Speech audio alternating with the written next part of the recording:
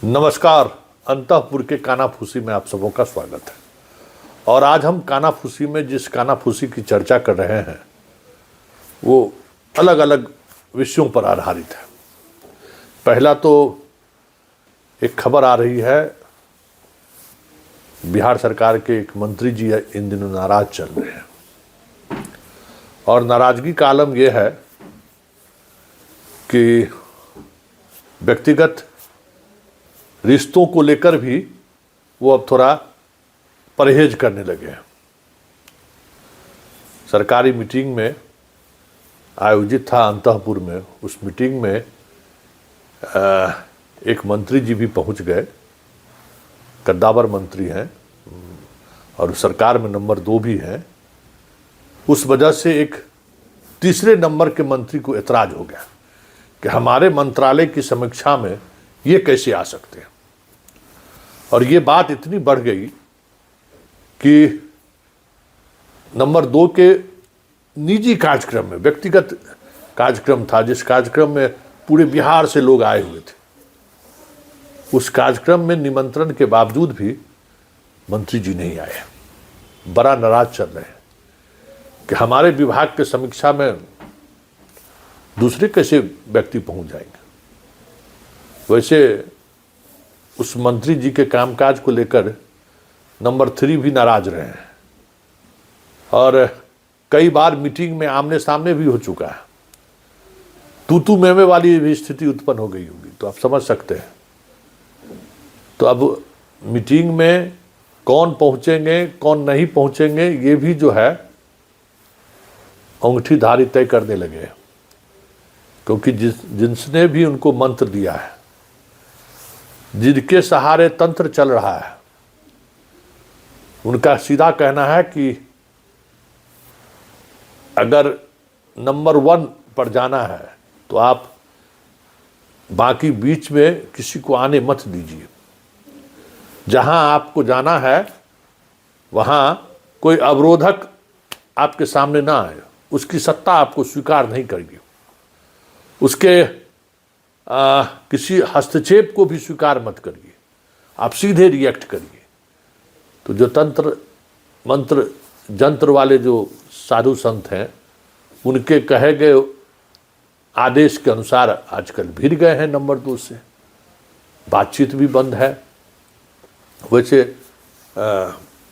विभाग में अपने ही मंत्री जी परेशान हैं, उनको खुद अपने विभाग के अधिकारियों से उस तरीके से तालमेल नहीं बैठ रहा है जो तालमेल उनका पहले बैठता था, और नंबर 2 से एक अलग तरीके का विवाद बोल ले लिए। मतलब अभी कुछ और होने वाला है, कुछ खास ये संकेत मिल रहा है, क्योंकि जिस तरीके से आज एक प्रेस कॉन्फ्रेंस हुआ है और उस प्रेस कॉन्फ्रेंस में बिहार के डेवलपमेंट को लेकर जिस तरीके की चर्चाएं हुई है और जो तेवर था, उस तेवर से तो साफ दिखने लगा है कि अब नंबर 2 ज़्यादा दिनों तक इंतज़ार करने के मूड में नहीं है। बिहार का कमान कितनी जल्दी हमारे हाथ में आ जाए, इसकी व्यग्रता आज के उस प्रेस कॉन्फ्रेंस में देखने को मिला। बहुत सारी बातें उस प्रेस कॉन्फ्रेंस में हुई हैं, लेकिन सबसे बड़ी बात यह है कि उस प्रेस कॉन्फ्रेंस के माध्यम से उन्होंने ऐसी ऐसी बातें कही हैं जो सिर्फ उनके विभाग से तो जुड़ा हुआ नहीं था, बिहार के सभी विभागों से जुड़ा हुआ मुद्दा कहीं न कहीं उस प्रेस कॉन्फ्रेंस में कहने की उन्होंने कोशिश की है। मतलब अब धीरे धीरे अंतःपुर और हस्तिनापुर के बीच जो एक दूरियां बढ़ती जा रही थी, उस दूरियों के बीच अब पावर आजमाइश, जोर आजमाइश शुरू होता हुआ दिख रहा है।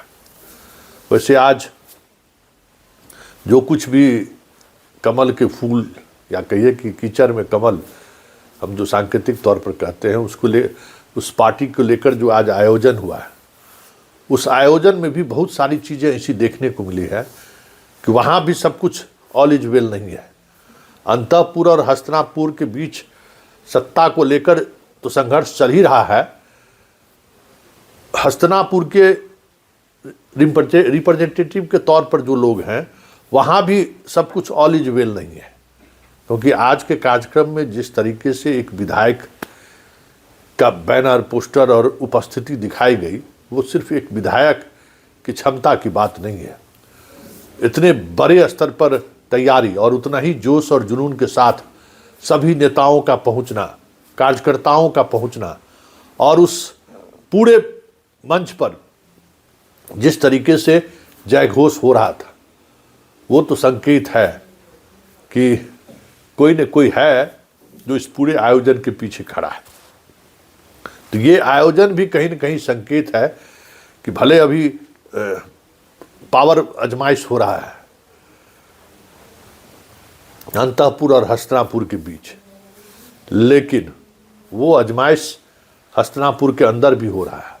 हस्तिनापुर का जिसको पूरा आशीर्वाद प्राप्त है, उसको लेकर भी हस्तिनापुर के जो बाकी यहाँ के सिपह सालार लोग हैं वो सहज नहीं है, क्योंकि आज के कार्यक्रम में मंच पर कई ऐसे लोग दिखे जो कल के कार्यक्रम में कहीं दूर तक दिखाई नहीं दे रहे थे।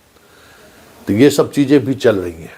कई और मसले पर एक दूरियां बढ़ती हुई दिख रही है, और वो दूरी कहीं न कहीं दिखा रहा है कि 14 जनवरी के बाद जो बार बार अलग अलग तरीके से चीज़ें कही जा रही है, चूड़ा दही के भोज के बाद, वो उस तरफ बिहार बढ़ता हुआ तो ज़रूर दिख रहा है, क्योंकि पावर आजमाइश कुछ तेज हो गया है। और कल के बाद तारीफ क्या कर दिया, उस तारीफ के बाद थोड़ी चीज़ें और बदलती हुई दिख रही हैं। वैसे अभी भी कुछ चीज़ें अंतःपुर अपने कंट्रोल में ले रखा है। ऐसी चीज़ें आज शाम तक कई ऐसी फाइल हैं जिस पर अंतःपुर अभी भी कुंडली मारकर बैठा हुआ है।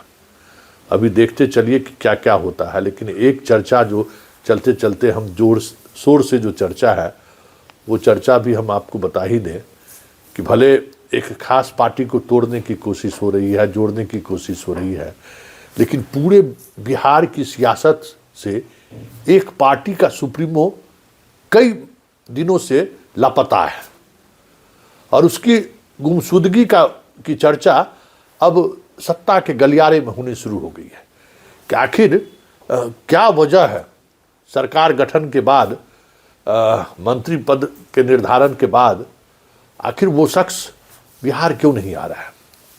क्या वहाँ भी कुछ खिचड़ी पकड़ रहा है, क्योंकि उनके गलियारे के भी जो विधायक लोग हैं वो भी अपने नेता से सहज नहीं है, उनके मंत्री भी सहज नहीं है। तो और जीतन राम मांझी का अपना सब कुछ चल ही रहा है, उपेंद्र कुशवाहा का चल ही रहा है। तो ये जो कानाफूसी है कि एनडीए में बीजेपी और जदयू के इतर भी कुछ चीज़ें चल रही हैं जो 14 जनवरी के बाद परिलक्षित होने लगे, ये चर्चा भी कहीं न कहीं ये संकेत दे रहा है कि राज्यसभा चुनाव आते आते या विधानसभा का सत्र जो बजट सत्र आने वाला है, उसके दौरान कई तरह की चीज़ें, कई तरह के खींचतान आपको दिखने लगे तो कोई बड़ी बात नहीं होगी। चलिए, अंतःपुर के कानाफूसी में फिलहाल इतना ही। मुझे इजाज़त दीजिए। नमस्कार।